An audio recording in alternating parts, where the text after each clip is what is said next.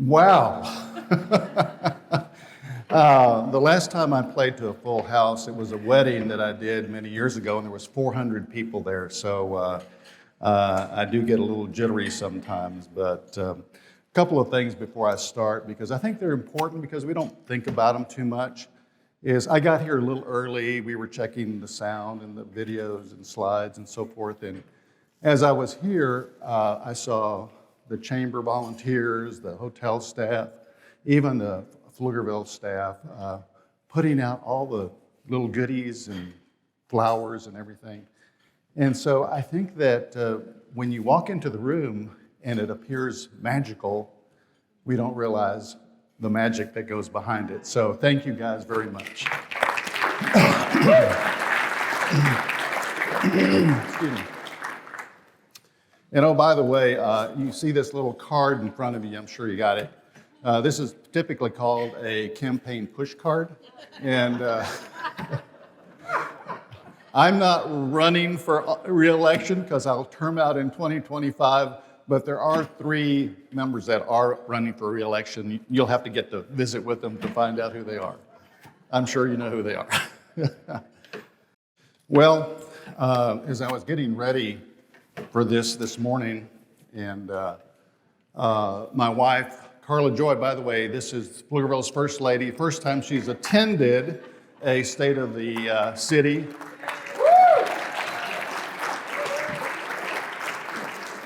And she just took some time out of her retirement. She retired last Friday. So, and she said, so are like you gonna have some entertainment, like comedians or somebody?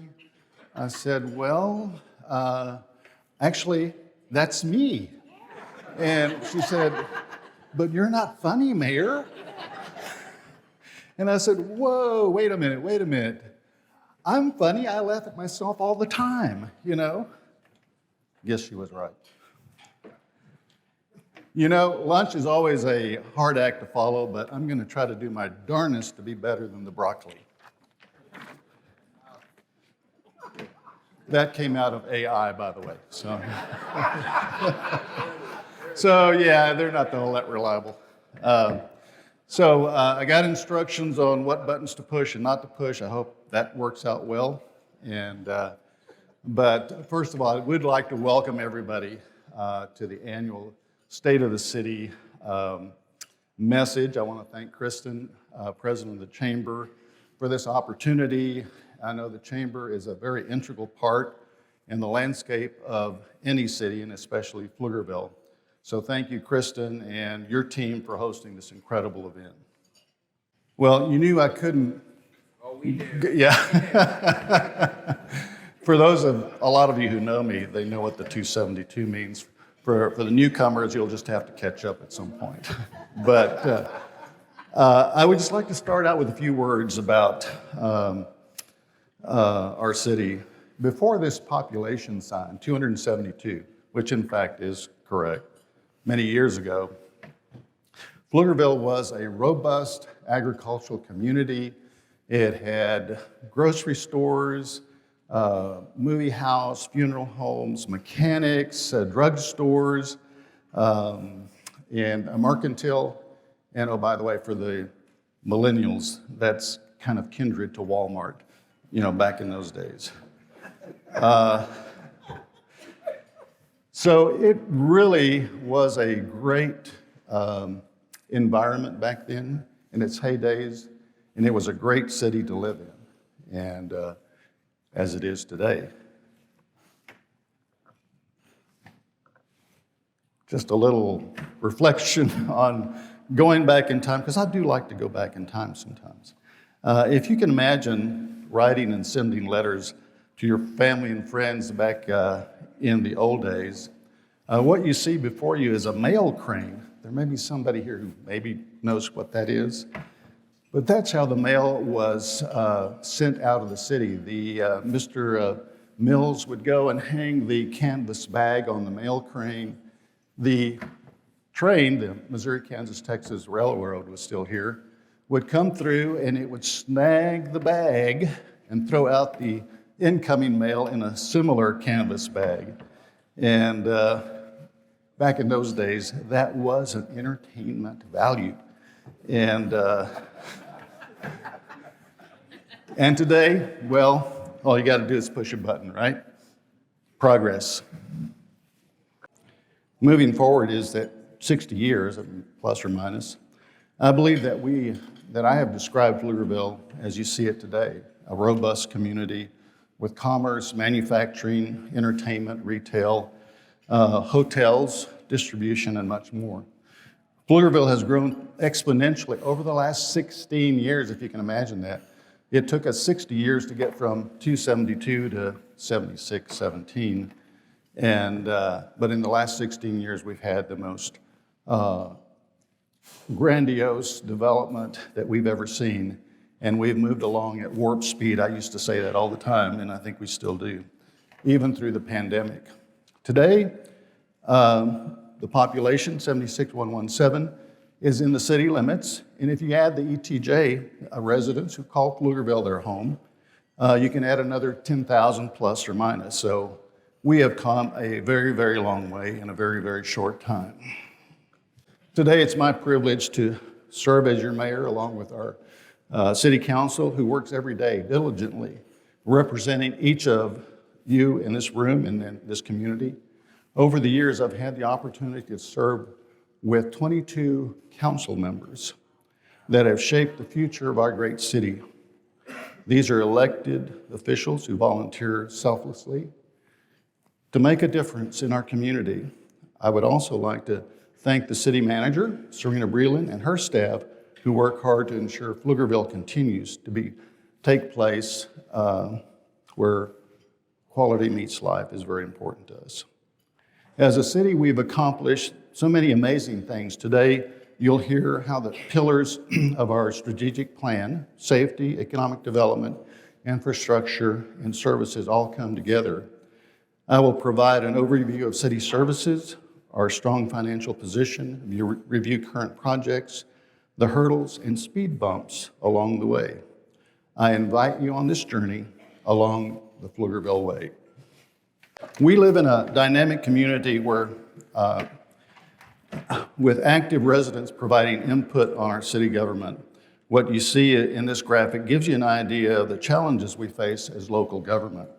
As elected leaders, it's our responsibility to navigate these challenges and try to find a balance. We seek to provide the highest level of services possible while ensuring a sustainable financial future that is reflective of the community needs and desires. Your city council often and always makes tough policy decisions, but know that they're always made with rigorous analysis and before we make those decisions, obviously. We set the tone and policy direction, the city staff delivers, and the community reaps the results, which is the Pflugerville Way. As we look at some of the services the city provides, you quickly realize just how often local government impacts our lives. Safe streets, quality drinking water, trash, recycling services, hike and bike trails, parks and the library, full of resources that are what you may typically think of as services from your city government, but there is so much more. In addition, we have a capital improvement program, an engineering team. We run a municipal court, have animal welfare services. We provide building inspections and code enforcement. We operate large water and wastewater facilities and infrastructure. And behind the scenes in support of these functions is our city manager's office, finance department, information technology, people and culture, and our communications team who help keep us all informed. When you think about these city services provided, you can better appreciate the value we receive from the relatively small portion of your property tax bill that goes to the city, roughly 20 cents on the dollar. Each year, staff, council and staff work collectively to ensure that the tax rate is such that is not an overwhelming burden on our citizens. And that's coming up pretty soon again and getting ready for that. But I would like to assure you that we have a very healthy fund balance and make very strategic investments. But it's just not property tax that provides funding for city services. As you can see, sales tax is another key revenue source. We also have additional resources which fund city services. The major key to our financial strength is the diversification of revenue streams and doing what we can do to minimize our dependence on property tax, thereby reducing the burden on our taxpayers as much as possible, which is always first and foremost on our mind.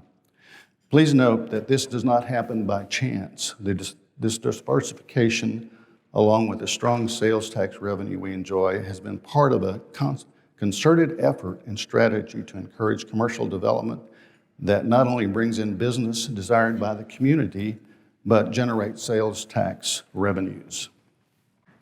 To expand a little on diversifying our economy, it is important to recognize our Community Development Corporation. They help attract, expand, and retain businesses through creative incentive agreements and targeted investments in quality of life projects. This year, there were 6 projects that were announced by the PCDC and the City Council that brought an additional 440 jobs with an annual average wage of $84,000 and will contribute more than $663 million in taxable capital investment for the community. When it comes to city services like water, wastewater, and solid waste, they are mostly paid out of the utility funds, which derives its revenue from our user fees. The water and wastewater rates are reviewed regularly and set to cover the costs of service. User fees fund personnel running and maintaining these facilities and the substantial infrastructure needed to produce clean water and to treat wastewater for more than 70,000 people. As you will see in the next slide on capital improvements, infrastructure is being expanded and requires continued investment to ensure the demands of our growing community are met for generations to come, the Pflugerville way. Our 5-year capital improvement program shows how our local taxes and fees are invested. $560 million is dedicated to streets, $160 million to facilities, and $130 million to parks and recreation. We project $500 million dedicated to the wastewater and $470 million committed to water services projects over the next 5 years. Another essential part of being good stewards of taxpayer dollars is the investing smartly in our future and investing now. They say the best way to plant a tree is 20 years ago. We're catching up. As prices continue to rise, we're strategically investing in needed infrastructure now, and that is the Pflugerville way. This was not the Pflugerville way. In 1965, when Pflugerville was first incorporated, they had a $2,000 budget, and that's factual because I went back in our records and checked that, and I was kind of thrown back. I thought, $2,000, wow. And of course, if you translate that to the equivalency of today's dollars, it was more like $20,000, so money could go a long way back then.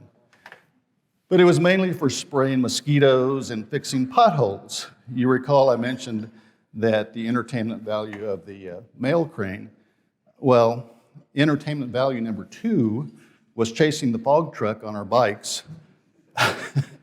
And looking back, probably not a very healthy thing to do. But I seem to be immune from mosquito bites these days. Oh, this is true. Not from AI. Featured in the next few slides are projects that show the city's dedication to improving the quality of life. We have completed the Trail Gap and improvement projects. We're proudly known in the region for our beautiful trail system, and it is a key highlight for our residents to have such an amazing trail system throughout the city. We have enhanced our utility infrastructure by adding advanced wastewater interceptors, the installation of this wastewater line, decommissioned 2 lift stations, which significantly decreases ongoing operations and maintenance. In addition, we have improved intersection turn lanes to improve safety and congestion. Our capital improvement program manages a wide range of projects. We're expanding the Justice Center's evidence building to comply with regulatory agencies. We also completed drainage improvement projects Without these improvements, the drainage issue would have been caused destabilization of the road and led to both roadway and drainage pipe failure. The Community Development Block Grant program that we are part of provides annual grants to entitled communities. The U.S. Department of Housing and Urban Development funding is used for qualifying community projects and enhancements, as well as community service support for youth. The Frost Circle was identified in the city's 2021 annual action plan and funded through this grant source. Our resident survey emphasized the importance of transportation. Residents approved a transportation bond in 2020 for $101.7 million. We know connectivity and road enhancement is a high priority. These 3 transportation projects are currently in progress, which include Colorado Sand Drive. We continue to work with the school district on that and project an anticipated start date of this summer. And the ever waiting for Kelly Lane Phase 2, we anticipate the bids will be awarded in coming months, and again, construction following shortly after this summer. And then Russell and Caldwell Streets, we're improving roadway and utility infrastructure in this historic neighborhood to increase safety. In March, we hosted a groundbreaking for the city's surface water plant expansion. The expansion is a $144 million multi-year project with anticipated completion in 2026. The plant expansion will increase the city's drinking water system capacity to meet expected demand from 17.7 million gallons per day to 30 million gallons per day. The city will upgrade drinking water's infrastructure and use new treatment and filtration technologies to help the city continue to meet and exceed the U.S. EPA and Texas Commission on Environmental Quality Standards requirements. These improvements enhance overall system resiliency and help us meet projected water demand through 2040. In a unique partnership, the city has funded the project through multiple sources, with $24 million through the Texas Water Development Board, $52 million through the Water Infrastructure Finance and Innovation Act, and with the remaining $76 million through a combination of cash, impact fees, and other debt issuance. Most notably, we're always being notable, is the city's Water Infrastructure Finance and Innovation Act, or WIFIA loan, which is the first loan under the program which closed in the state of Texas. Thanks to this unique financial partnership, the city anticipates saving approximately $13 million over the term of the loan, and we're getting this built the Pflugerville way. The city, as well, like most other cities do, completed a water and wastewater master plan, started that process in 2018, completed and adopted the master plans in 2020. After those were adopted, it was identified in those plans that we needed to significantly expand our surface water treatment plant and our treatment capacity to serve our residents. The city and operations and maintenance staff were super excited about this project to get it moving. It just broke ground, and we're excited for what it means for both Pflugerville as a whole and for our community. We're able to have a system, a water treatment plant that will be able to withstand the test of time, while also giving our staff the ability to operate and maintain the system in a way that will last for the next 20 to 30 years.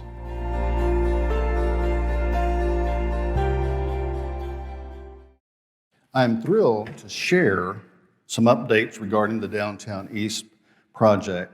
The city purchased 29 acres at the corner of northwest corner of Pecan Street and FM 685, by the way, which has been vacant for all of my life.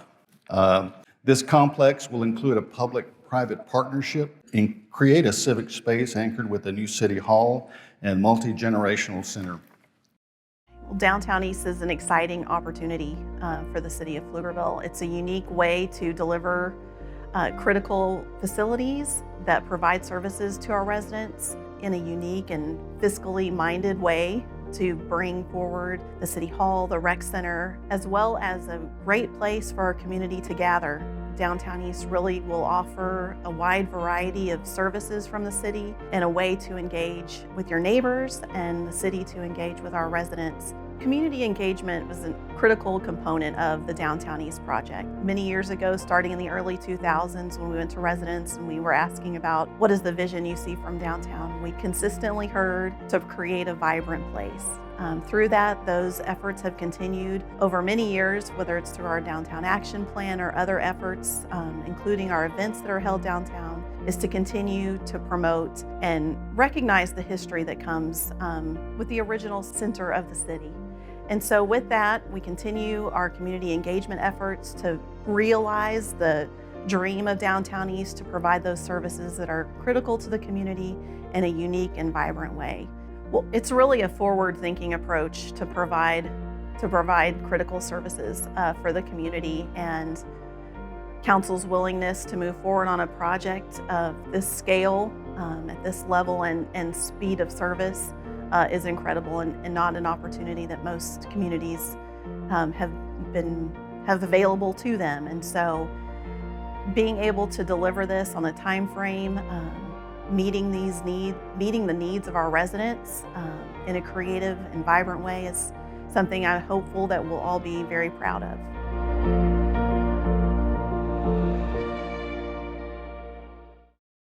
The City Council recently entered into an exclusive negotiating agreement with Griffin, Swinnerton, and Catulus for the development of Downtown East. The Council also approved a resolution authorizing notice and intent to issue combination tax and limited revenue certificates of obligation for this project, with up to $153 million for the related public improvements. Discussions for Downtown East have included aspirations to leverage the central Pflugerville locations to become a mixed-use development with connection to Main Street and the city's hike and bike trail network.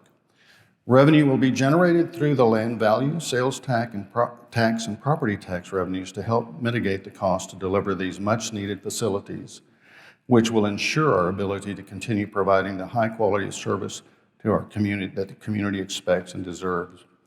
We are also leveraging this partnership to create a destination with plentiful retail and restaurants, parks, and amenities to be enjoyed. As I was thinking about this morning, this will be a jewel for Pflugerville. It really will be. And how far out it is, we're not sure.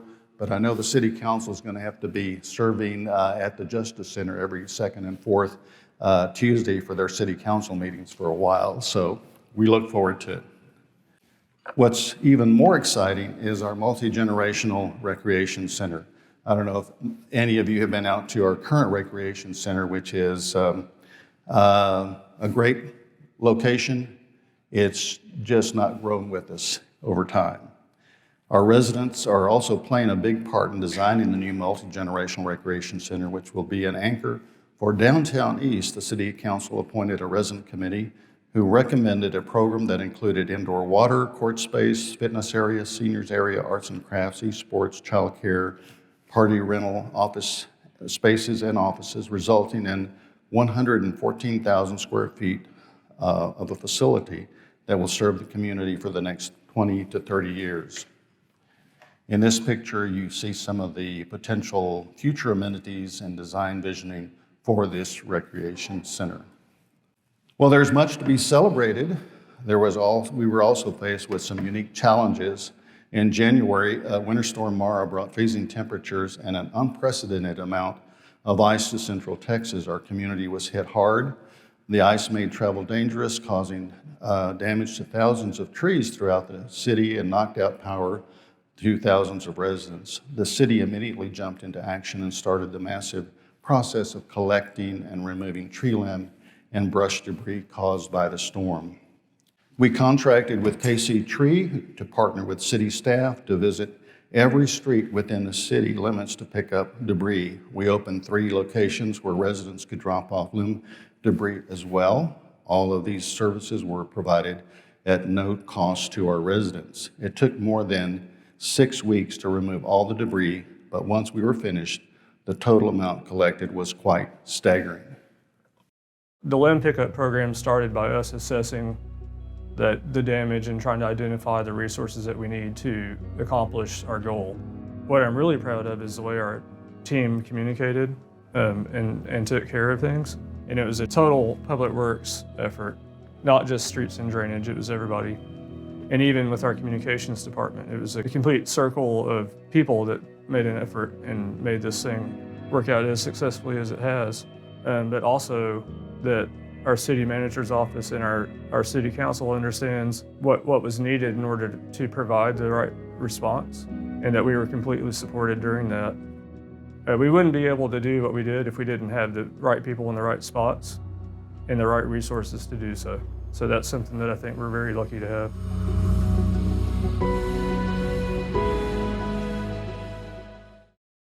So to give everybody a little perspective, we collected more than 149,000 cubic yards of tree and limb and brush debris caused by the storm. That sounds like a huge amount, right?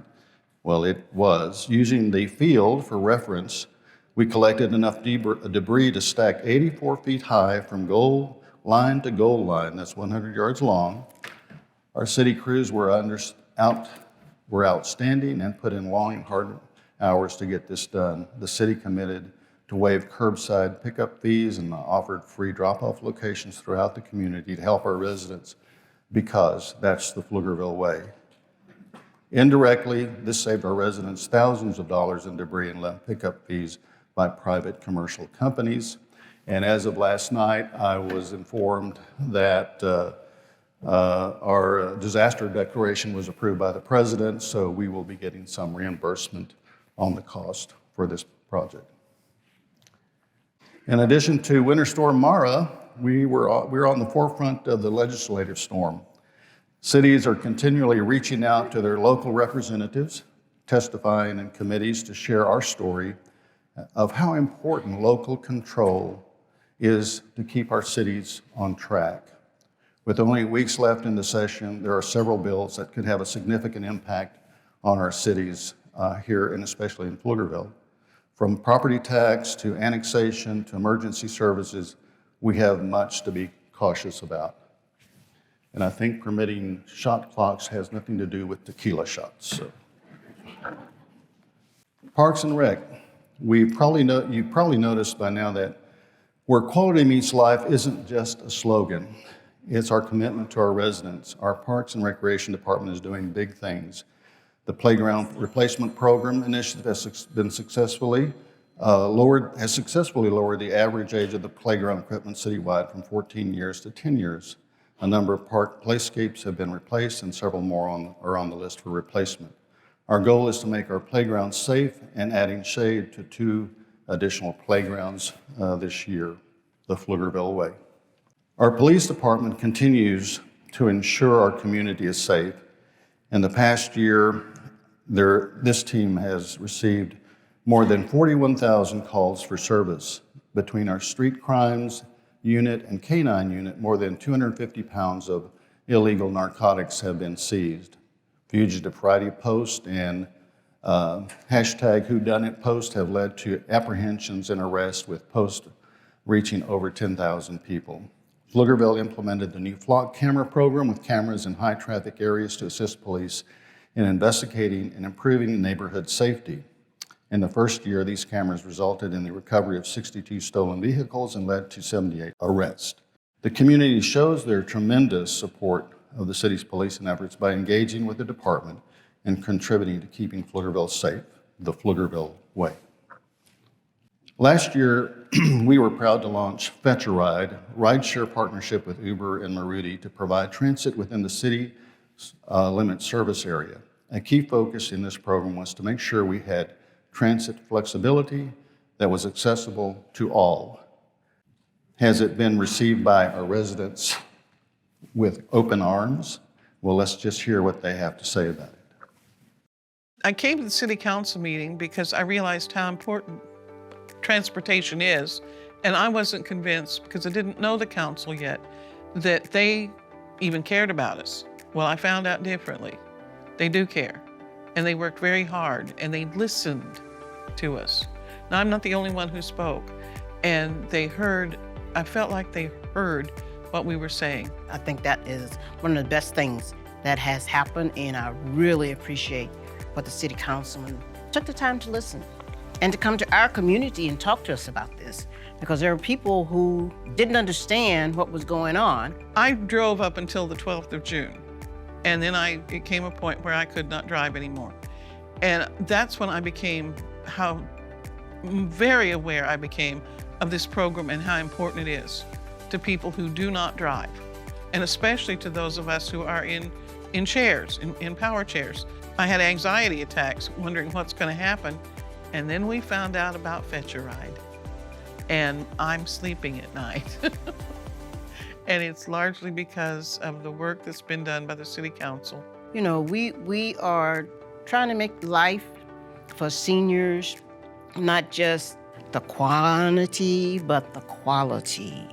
And that was one of the things that we were talking about. People need to be able to, we live longer, we need to be able to interact and be able to get from point A to point B without worrying about how you're going to get back. And I am so glad that they voted on this, that they allowed us to speak each time we came to City Council, and that they listened. I can get to church on my own because it runs on Sunday. I can go to Friday meetings because I'm involved in a Bible study. Maybe we can go to get the bus to go to Baylor Scott and White, or we can get the bus to go to Stonehill. And it was things that were a part of everyday normal life for people who drive. And for people who can't get out, it is very hard for them to maneuver around, and then they get depressed. And we don't need that. So quality of life. I found out that because of this council, that we do have a voice, and they do care.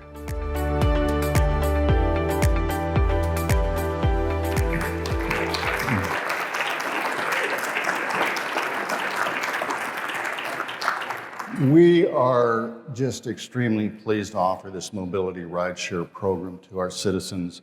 And when you hear from them, City Council knows they've made the right decision and make a difference. We just recently celebrated our diversity with our newest event that highlights our community. The Slice of Pflugerville provided music, food, and culture to converge the city of Pflugerville.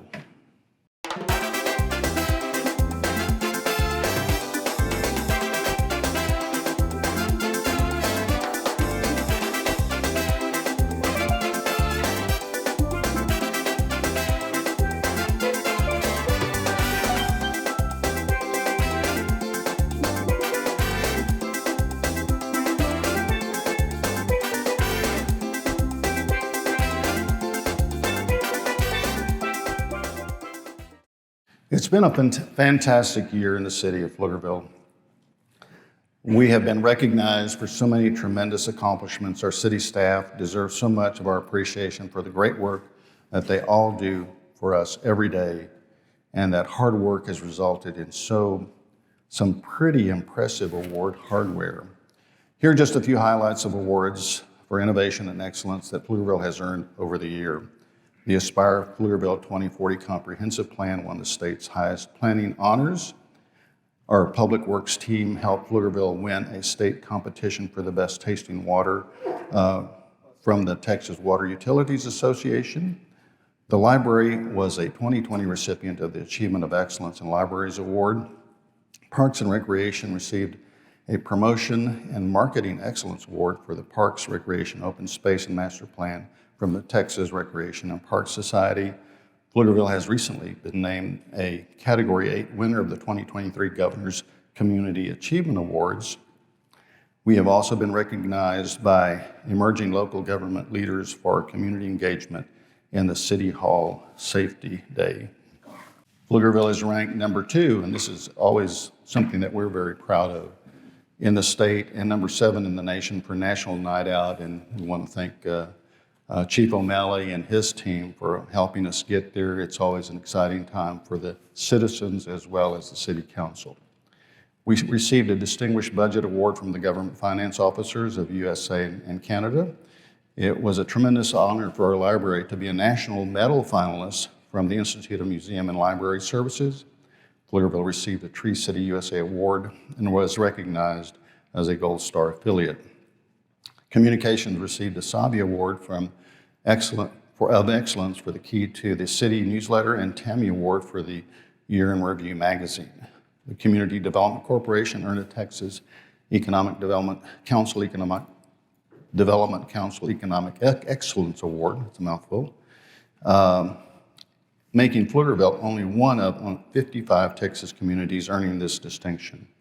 These awards reflect the dedication and enthusiasm our city team has for innovation, striving to deliver the best to our residents, striving to deliver the best quality programs and services in the Pflugerville way. City of Pflugerville, population 250,000. With all of the project and financial investments we are currently making, we will be ready when the sign reads 250,000. How soon will that be, and how soon we will get there? Well, actually, my guess is probably around 2050 or sooner. As I mentioned earlier on, we have made great progress in the last 16 years. The next 27 will be a blink of an eye. As this State of the City presentation comes to a close, we've come a long way. As you can see, we've got a lot for which we can be proud of, from our financial strength to our extensive capital improvements underway, to the programs and services that make us where quality meets life a reality. Pflugerville continues to move in the right direction. I want to thank every one of you for coming out today, enjoying some wonderful food and also networking with your friends and neighbors and business associates. As we continue working together to move the city forward, we all have a bright future ahead for many years to come, because that's the Pflugerville way. Thank you very much, and may the force be with you.